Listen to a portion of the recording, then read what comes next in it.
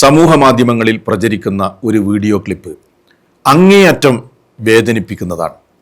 പുരോഹിതന്മാർ ഈ ഉമ്മത്തിനെ സാമ്പത്തികമായും വിശ്വാസപരമായും കൊള്ളയടിക്കുന്ന ഏറ്റവും ഭീകരമായ ഒരു രംഗമാണത്. ആദ്യം നിങ്ങൾ അതൊന്ന് കാണുക, എന്നിട്ട് അതുമായി ബന്ധപ്പെട്ട ചില കാര്യങ്ങൾ നമുക്ക് പറയാനുണ്ട്.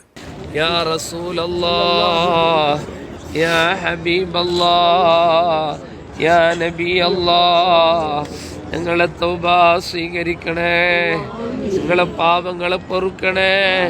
അറിഞ്ഞ് അറിയാതെ രഹസ്യ പരസ്യമായി ഒരു പാവട് പാപങ്ങൾ ചെയ്തവരാ. വളരെ ഗൗരവമാണ്. എല്ലാം പോയില്ലേ, സമ്പത്തും പോയി, അതേപോലെ തന്നെ ഈമാനും പോയി. എന്താ അള്ളാഹ് പറഞ്ഞത്? അന്നൽ മസാജിദ ലില്ലാഹ് ഫലാ തദ്ഉ മഅല്ലാഹി അഹദ.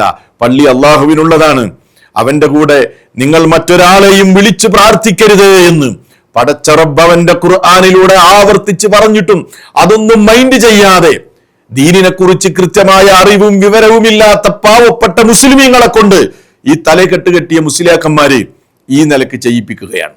ഇതൊരു ഉദാഹരണം മാത്രമാണ്. ഇതിപ്പോ നമ്മൾ കണ്ടത് മാത്രമാണ്, കാണാത്തത് വേറെ എത്രയോ ഉണ്ട് അല്ലേ? എന്നിട്ട് ഇവരിങ്ങനെ പ്രാർത്ഥിക്കുക. ഈ പുരോഹിതന്മാർക്ക് ശ്വാസം മുട്ടുന്നിടത്തൊക്കെ കൂടെയുള്ള ആളുകൾ ആമീൻ പറയാം. ഇതാണ് നടക്കുന്നത് ഇവിടെ. നമ്മൾ ഗൗരവമായി മനസ്സിലാക്കേണ്ട ഒരു കാര്യമുണ്ട്.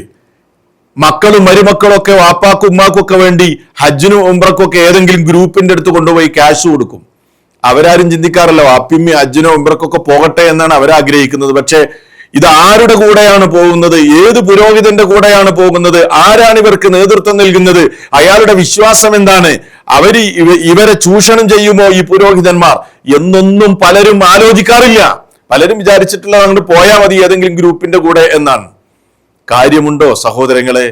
ആലോചിക്കേണ്ടതില്ലേ? അതുകൊണ്ട് ഗൗരവമായി എനിക്ക് ഓർമ്മപ്പെടുത്താനുള്ളത്, ഹജ്ജിനും ഉംറക്കും ഒക്കെ പോകുന്ന പറഞ്ഞയക്കുന്ന ആളുകൾ ആരുടെ കൂടെയാണ് പറഞ്ഞയക്കുന്നത്? ഇതിന് നേതൃത്വം നൽകുന്ന ആളുടെ വിശ്വാസം എന്താണ്? ശിർക്ക് ചെയ്യിപ്പിക്കുമോ? അതല്ലെങ്കിൽ ചൂഷണം ചെയ്യുമോ? തെറ്റായ നിലക്ക് കർമ്മങ്ങൾ ചെയ്യിപ്പിച്ചു കൊണ്ടുവരുമോ?